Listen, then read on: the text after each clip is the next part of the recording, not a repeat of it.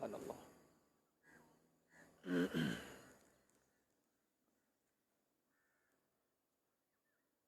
Astaghfirullahalazim allazi la ilaha illa anta khalaqtani wa ana abduka wa ana ala ahdika wa adika mustata'tu.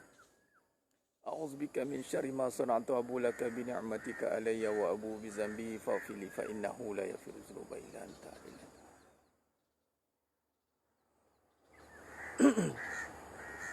Assalamualaikum warahmatullahi wabarakatuh. Alhamdulillah wassalatu wassalamu ala Rasulillah wa ala alihi wa sahbihi wa man wala. Sidang penonton, sidang jemaah yang muliakan Allah SWT, apa kabar pagi ini? Salam duha, salam fitness kolbu. InsyaAllah bersama saya dengan pagi yang penuh barakah ini, alhamdulillah, yang suasana yang sangat damai. Moga-moga kita semua tergolong dalam golongan hamba-hambanya yang benar-benar bersyukur. Jogging di kawasan area rumah saya je, denai alam. Alhamdulillah. Alhamdulillah summa alhamdulillah ala kulli ni'mah. Bersyukur pada Allah Subhanahu wa taala dengan benar-benar kesyukuran yang hadir dari hati kita ini, hati yang sihat. Hati yang sihat, dia tak ada istilah sakit.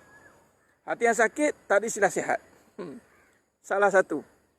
Hati yang sakit, kata ulama, qalbun marid. Kalau tidak dirawat, dia akan jadi qalbun mayit, hati yang mati.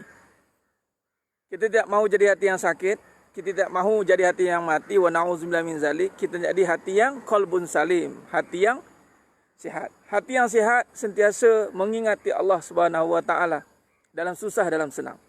Jadi moga-moga saya doakan semua jemaah yang menonton pada pagi ini sentiasa memiliki hati yang sihat.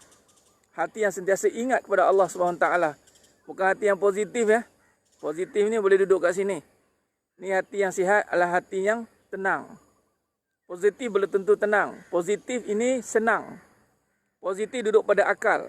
Positif boleh dibina dengan akal semata-mata. Tetapi tenang itu mesti di jiwa. Jiwa mesti dengan Allah Subhanahu wa taala. With Allah. Hashtag with Allah. Everything is indah. Baik, bantu sebarkan dulu sementara sahabat-sahabat kita lain masuk. Komen dulu, audio okey, visual okey. Baik, insyaAllah. Pertama kita niatkan untuk majlis ilmu pada pagi ini, walaupun kita bersiaran secara santai, namun kita niatkan untuk ilmu. InsyaAllah kita masih menuntut ilmu. Dalam apa jua keadaan, kita niatkan untuk menuntut ilmu insyaAllah. Dalam apa jua keadaan, kita niatkan untuk menuntut ilmu. Subhanallah. Burung-burung pun berkicauan. Cuba tengok di sana insyaAllah. Mari kita menikmati keindahan panorama yang begitu indah ini. Subhanallah. Subhanallah.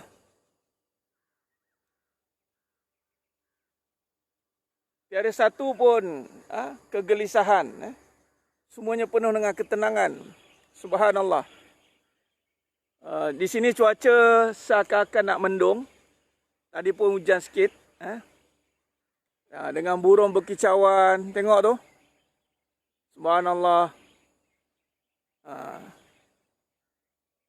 Kita nak hati kita seindah alam ini. Cuba tengok. Alam yang begitu indah ini kita nak. Kita tak nak hati yang bercampur aduk. Dalam wall komen dalam status saya pada pagi tadi saya tulis, di dalam hati kalau masih ada iri, dengki sesama umat Nabi, maka kita tidak mencintai Nabi SAW. Maka itu adalah ciri-ciri hati yang sakit dan kita minta jauh. Kemungkinan besar hati yang sakit itu akan menjadi mati kalau tidak dirawat. Baik. Mari kita tadabbur alam pagi ini insya-Allah. Kita akan bertadabbur alam pagi ini. Khair Allah. Baik. Jadi tajuk kita pada pagi ini adalah dah darurat, nak buat apa taat. Itu dia. Ini tak ada kena-mengena dengan situasi semasa, tetapi boleh juga dikaitkan dengan perkataan darurat sebab mutakhir ini suasana politik kita ini unconditional, unpredictable. Lalu keluarlah satu statement yang terbaru ini, kemungkinan darurat. Allah. Tapi bukan darurat curfew, tapi darurat dari sudut ekonomi. Nak mengurus takbir pemerintahan. Wallahu alam. Kita pun tak tahu. Kita serahkanlah kepada uli amri lah, pemimpin. Kita harapkan, dan tugas kita sebagai rakyat, apa, Ustaz? Kita boleh buat apa, Ustaz? Nak memberontak ke? Tak boleh. Kita tak ada daya. Sebab kita tak ada dipertanggungjawabkan untuk membuat pemberontakan. Nak tunggu pilihan raya pun lambat lagi kan? Tak tahu bila. Tapi kita ingat, kita ada Allah Azza wa Jalla. Kita ada pemilik kerajaan ada sekarang ini.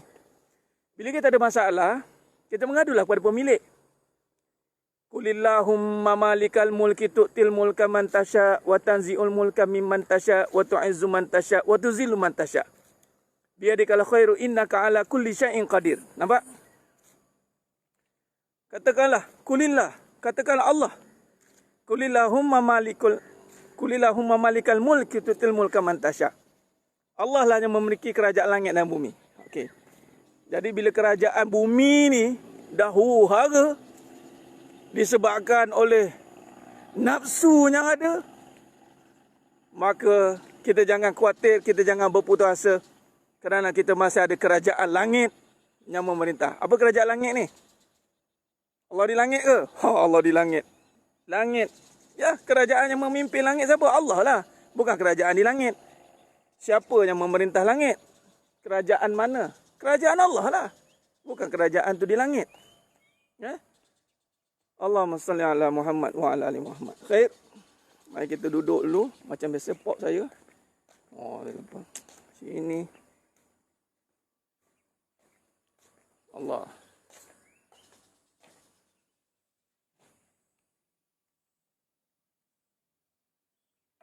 Subhanallah.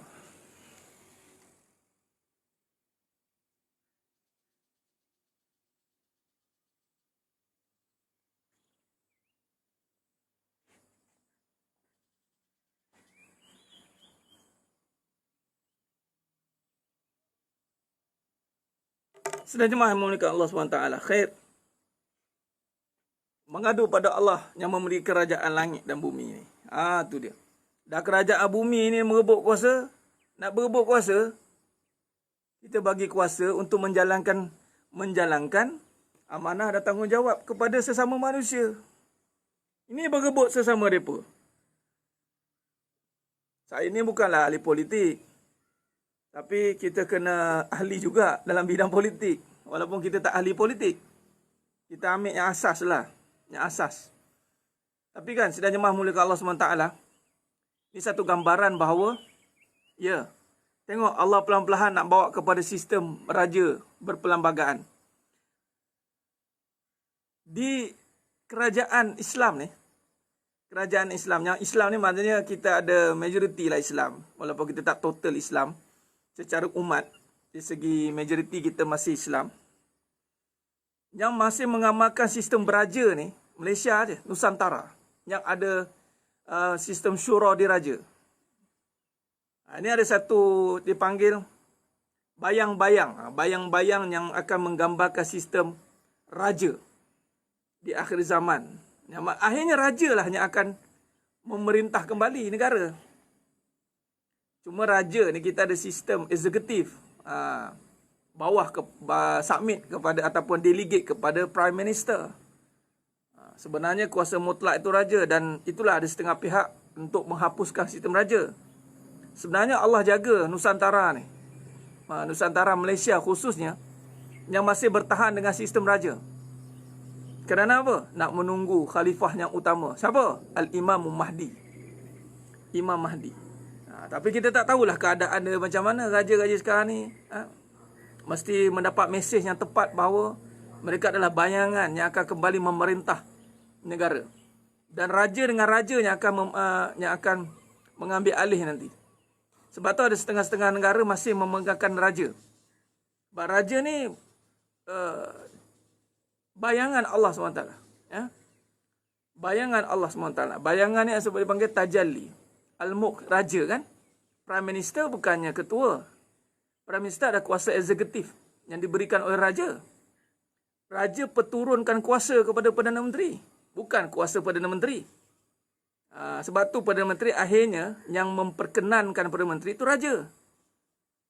Jadi sistem khalifah, sistem khulafa ar-rasyidin kan, dan nanti akan dikaitkan dengan raja, Imam Mahdi.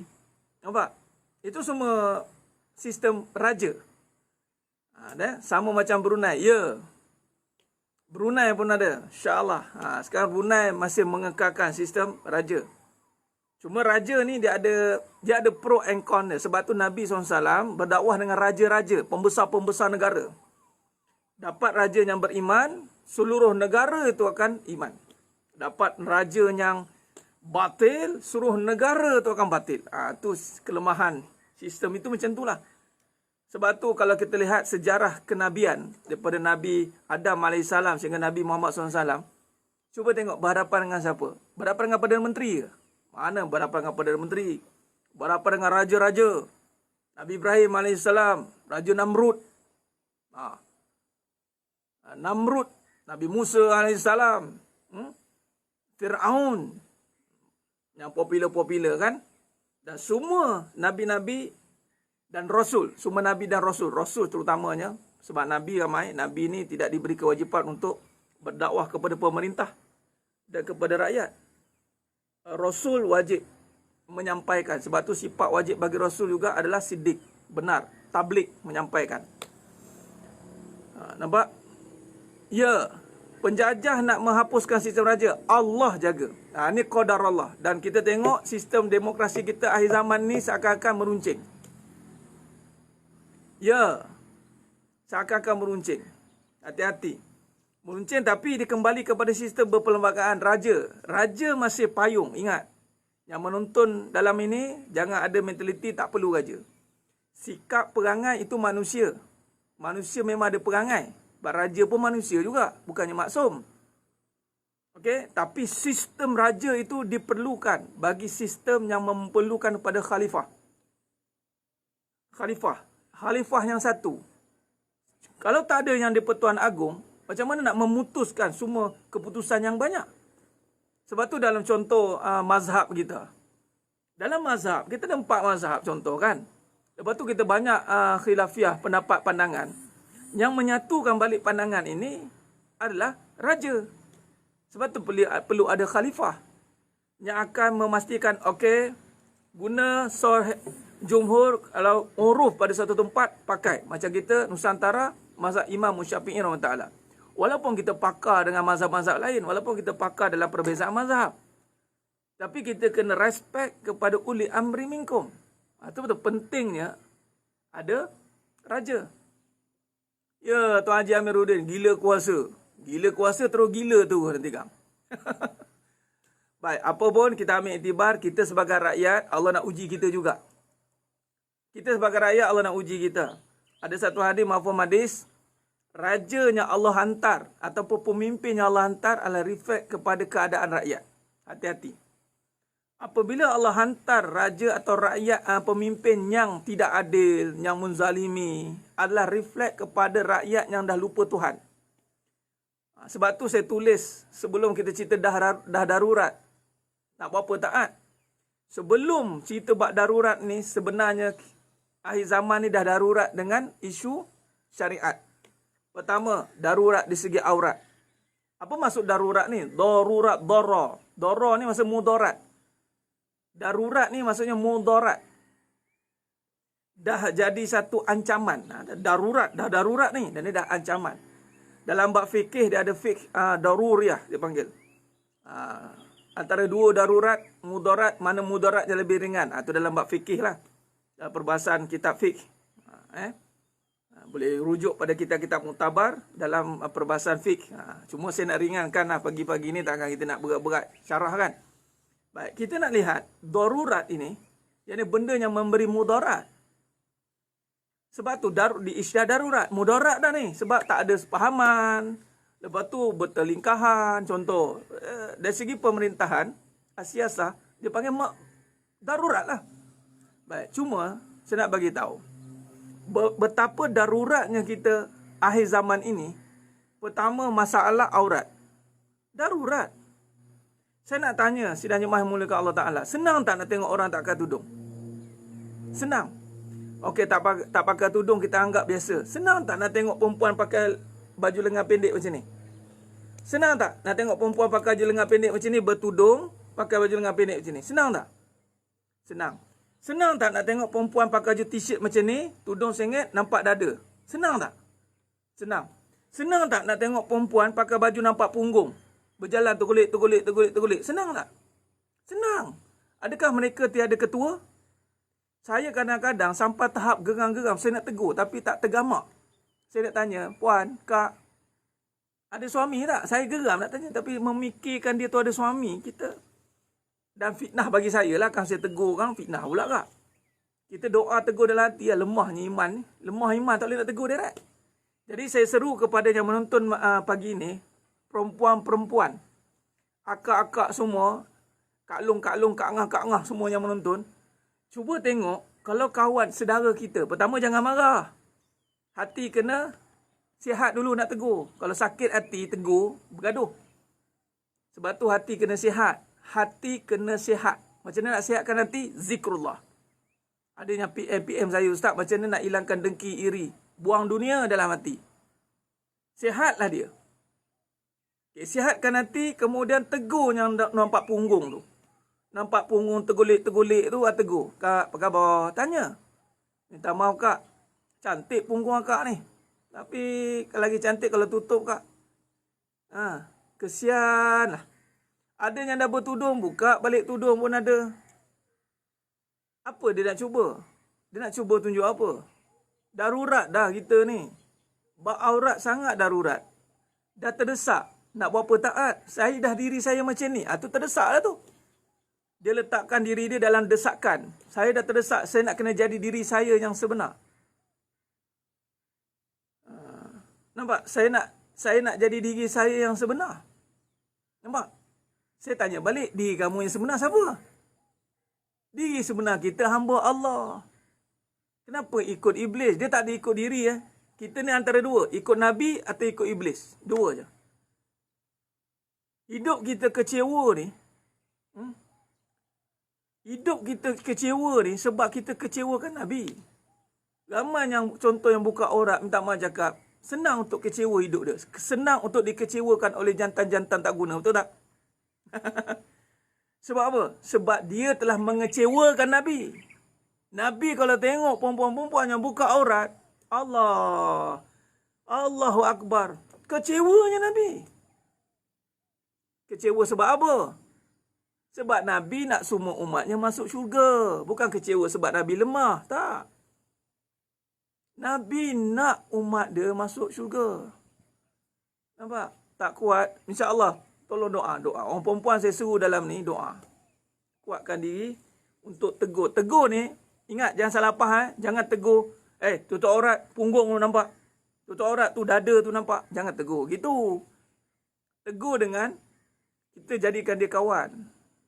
Jadikan dia kawan dulu. Jangan jadikan dia lawan. Ingat, ta'awanu al-birri wat taqwa. Ajak dulu pada takwa. Kuntum khaira ummatin ukhrijat linnas. Ta'muruna bil ma'ruf. Ajak pada kebaikan. Ajak. Ajak dia.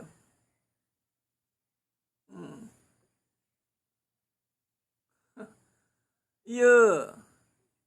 Tegur. Anak-anak juga lelaki. Pakai seluar pendek keluar. Memanglah. Tegur. Nak buat macam mana? Tegur ni cara elok lah. Boleh nak tegur direct. Kalau bawah jagaan kita boleh direct tegur. Kita boleh marah. Tapi kalau bukan bawah jagaan kita tegur dengan penuh hikmah. Apa maksud hikmah? Ni, guna bijaksana. Guna kebijaksanaan kita untuk ambil perhatian dia. Dia dakwah ni bukannya sehari dua. Macam contoh saya hari ni. Berdakwah dengan tuan-tuan semua yang menonton semua pagi ni. Bukannya sehari dua saya bercakap ni. Bukan tiba-tiba saya buat live. Tengok orang buat live, saya nak buat live. Dia kena berterusan. Berterusan. Walaupun susah, teruskan dakwah.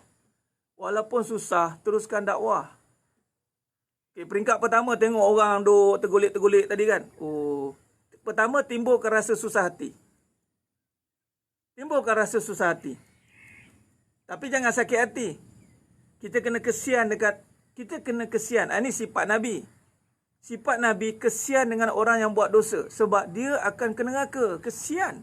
Tapi kita tak hukum dia masuk neraka. Tapi dosa dia itu penyebab dia ke neraka. Kita tak boleh cakap yang buka aurat tak masuk neraka. Aurat dosa, dosa neraka. Bukan hukum dia masuk neraka. Kalau kita hukum dia masuk neraka, kita salah.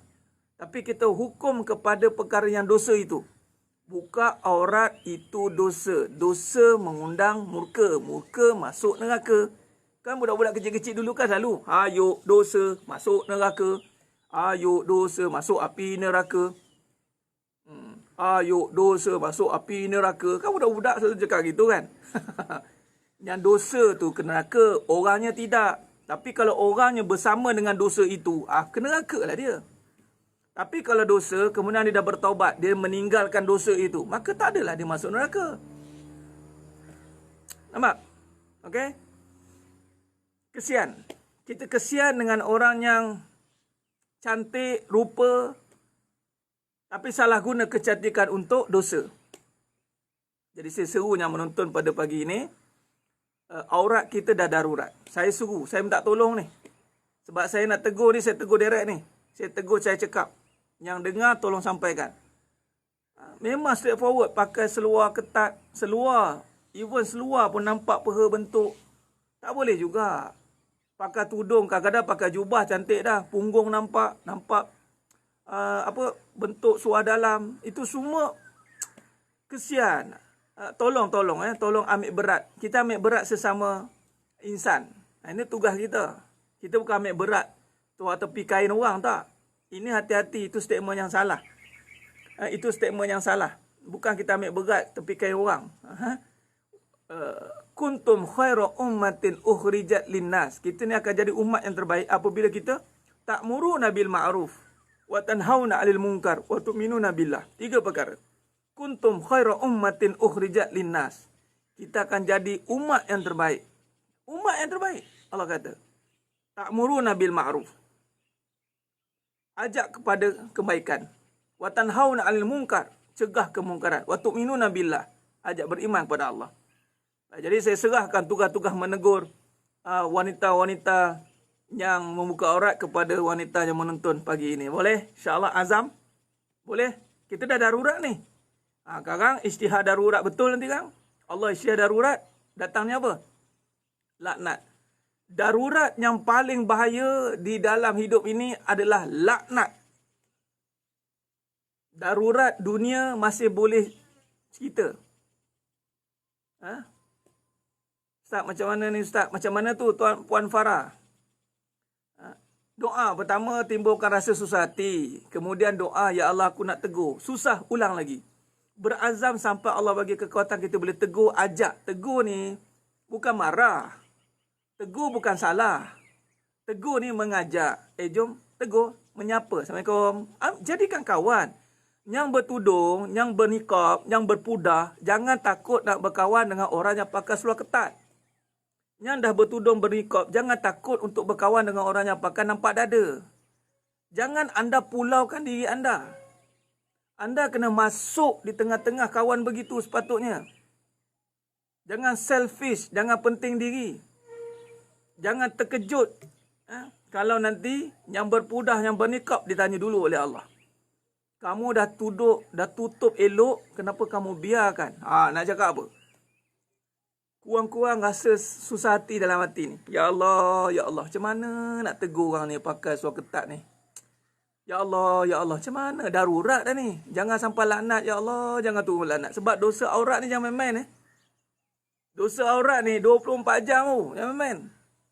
Dosa aurat, itu dosa mengundang laknat. Sebab sombong dengan Allah.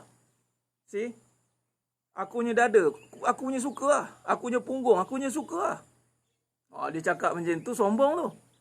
Jadi kita nak menyelamatkan kesombongan-kesombongan begini. Dah. Kena doa dengan Allah tu, minta tolong kekuatan. Ya Allah, pilih aku menjadi penyebab kepada kebaikan untuk orang ni, tutup aurat. Ya Allah, tolong ya Allah. Tolong. Macam saya cakap macam ni lah. Tak ada simpan-simpan cakap kan. Kadang tutuplah aurat. Aurat mana nak tutup Ustaz? Saya cakap tu terang lah. Simpan-simpan apa. Kan? Itu cara dia. Okey? Allahumma salli ala Muhammad wa ala ali Muhammad. Bagus Puan Farah. Azam. Jangan asingkan diri anda ya. Jangan, tolong. Yang bernikah, yang dah cantik pakaian. Anda jangan pandang sinis dengan orang yang sedang membuka aurat. Itu rezeki anda tu. Kita ubah. Kita tengok. Ini bahaya perkataan ni. Kita ubah. Orang yang buka aurat tu rezeki anda. Bukan lelaki ya. Laki pula masuk campur. Laki jangan masuk campur. Laki galakkan isteri, tegur. Ini tengok orang buka aurat. Rezeki ni. Ustaz Farid cakap tengok orang aurat ni rezeki ni. Tak habis ngaji. Rezeki sebab ada peluang untuk kita tegur dia. Sebab sekiranya asbab kita tegur. Nabi kata siapa yang menjadi pintu kepada kebaikan. Allahu Akbar. Asbab kita berkawan ni. Walaupun seorang. Asbab dia berkawan dengan kita, dia pakai tudung labur, dia mula tutup aurat. Selama dia tutup aurat, selagi itulah pahala mengalir kat kita, melekat kat kita. Itu maknanya rezeki. Tengok saja orang tutup aurat. Alhamdulillah bang. Rezeki ni bang. Abang yang masuk campur pula. Abang tolak tepi. Abang rezeki tengok saya sudah. Katanya. Contoh kan. Ni rezeki saya ni bang. Suami pula bagi sokongan. Kamu boleh mah. Jijah, kamu boleh jijah. Abang sokong kamu. Tu. Abang sokong kamu, kamu tegur tu. Kawan-kawan kamu tu. Pergi dekat gym tu. Yang mana dia bertudung labuh ni. Pergi gym. Pergi masuk gym tengok tu. Tergulik-tergulik banyak tu. Kawan dengan orang macam tu. Niat nak berdakwah. Okay? Sebab kita dah darurat. Saya tengok sendiri. Dekat Shopee Complex. Ya Allah. Kalau ikut. Sekiranya diikutkan. Tak keluar rumah lah. Saya ada jumpa seorang haji ni. Dia ajak pergi saya dekat satu tempat tu. Mas-mas lah belakang dia. Harta. Mas-mas belakang dekat. Harta mas. Dia kata, Ustaz datang sini. Ustaz kena sipar banyak. Kenapa? Dia cakap. Ustaz datang je lah. Sekali saya datang. Dah macam Hong Kong lah tempat tu.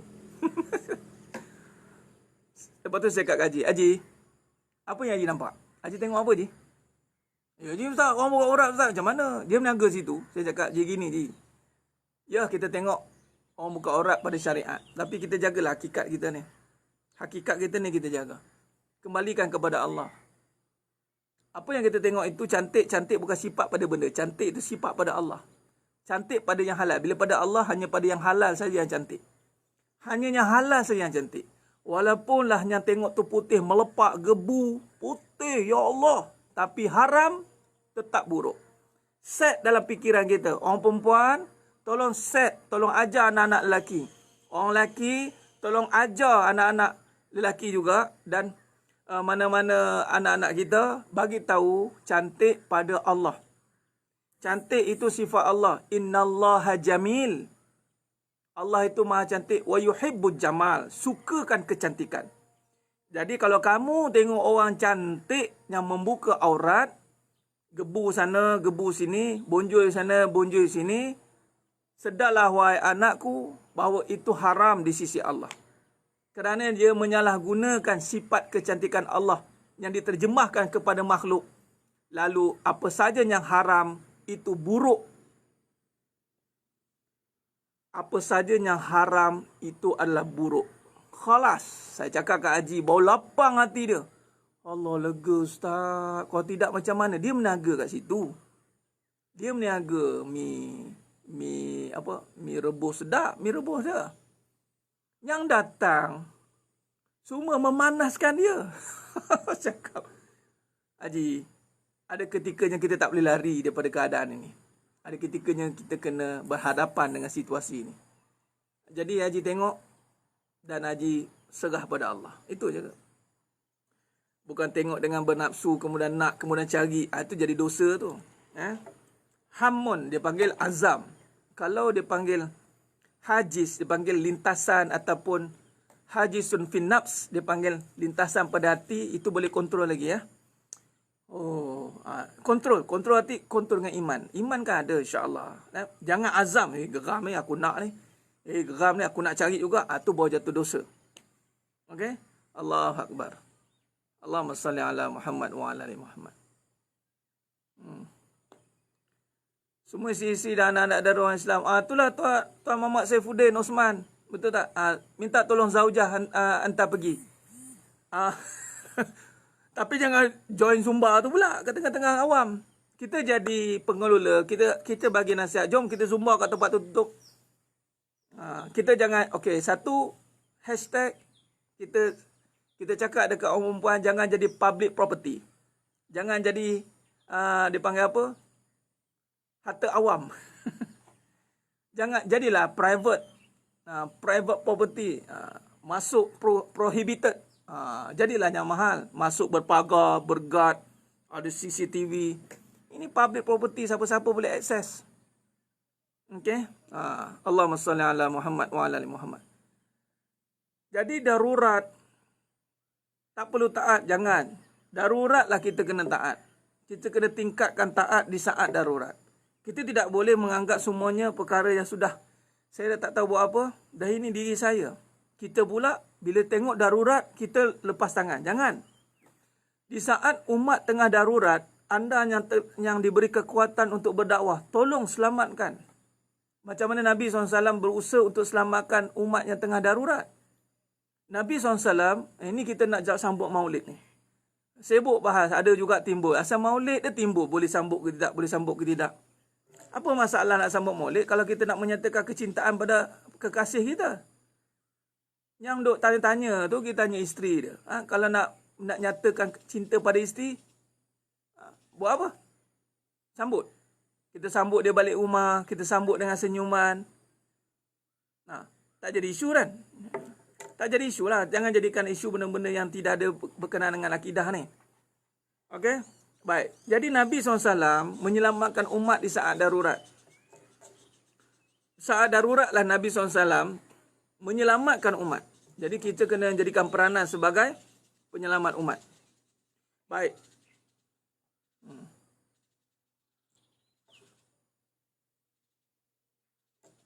Dia aurat yang membawa pada fitnah, Nurul Akmal. Tak. Dia yang diharuskan, yang boleh. Bukan. Muka dan dua tapak tangan tu bukan aurat. Imam Syafi'i. Yang pakai ni bila menimbulkan fitnah.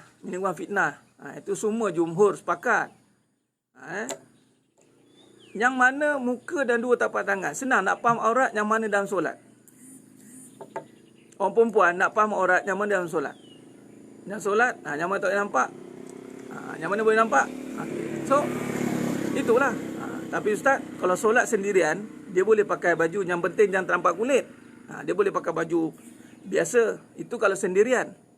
Tapi kalau aurat dengan ajnabi, lelaki ajnabi dan perempuan, mana yang tak boleh nampak?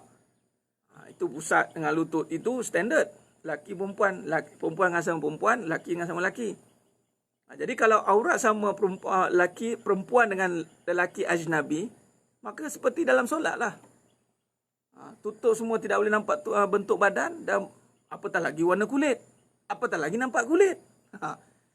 Nampak? Jadi muka dan dua tapak tangan tidaklah. Cuma trend sekarang ni, bila trend pakai purdah, niqab, purdah, barulah kita cari. Sebenarnya memanglah al-mar'atu aurah. Nabi kata perempuan tu aurat. Aurat ni apa yang susah dilihat.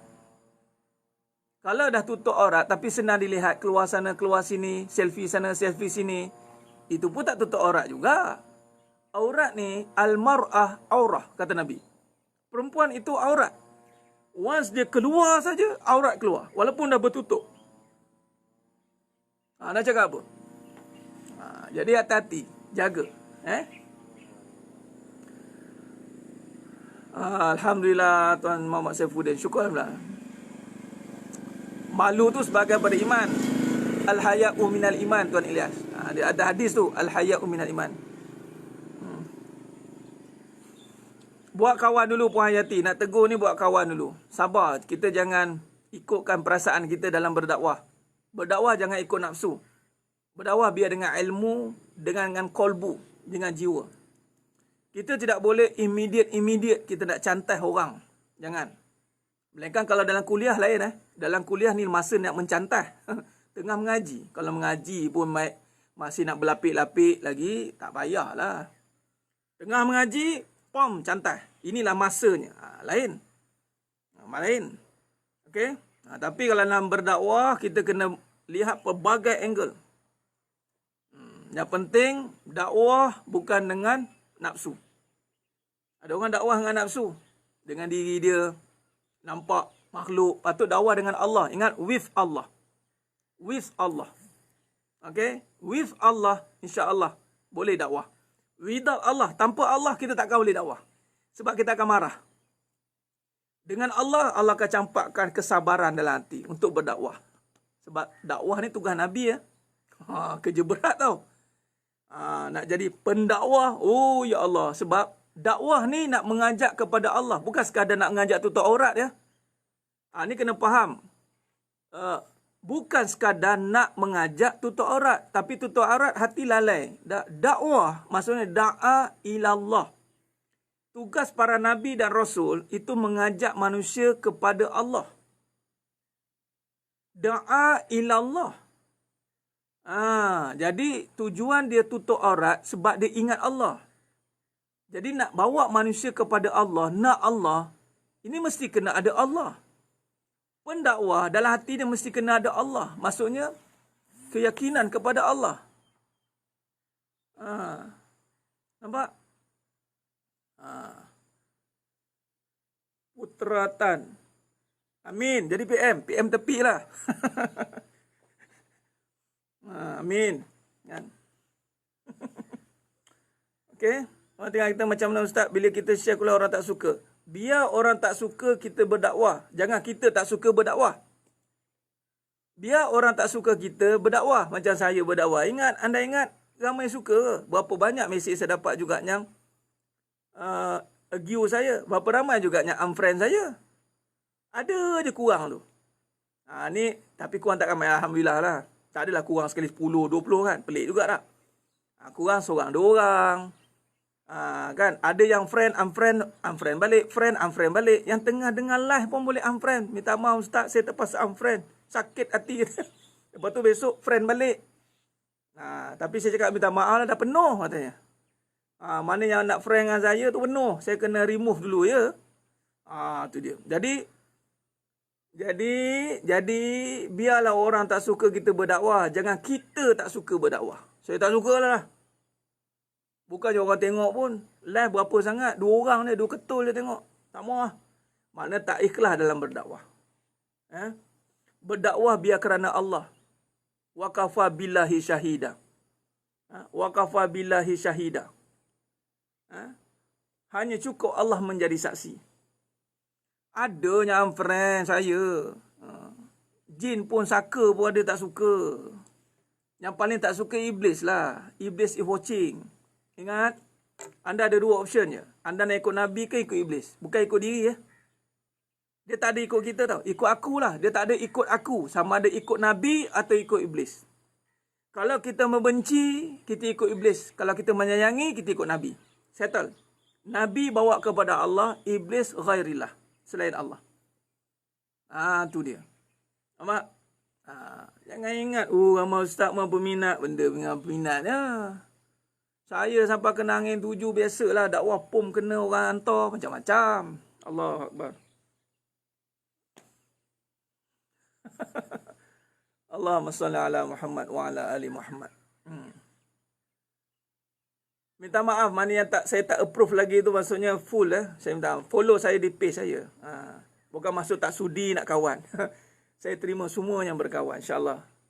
Lillah, kerana Allah bertemu berpisah kerana Allah. Baik. Tak ada. Okey. Saya tahu selfie itu part of the dakwah which is pernah saya fikir. Ya, selfie. Okey, bagus. Ilura liam. Bagus. Ustaz, isteri galakkan tak untuk menuntut nafkah batin yang berupa ilmu yang bermanfaat? Bukan digalakkan. Mesti. Wajib minta. Nafkah wajib minta. Okey. Okey, insya-Allah. Saya tak pernah bosan dengan aku lah Ustaz. Masya Allah. Alhamdulillah. Hazam min fali Rabbi.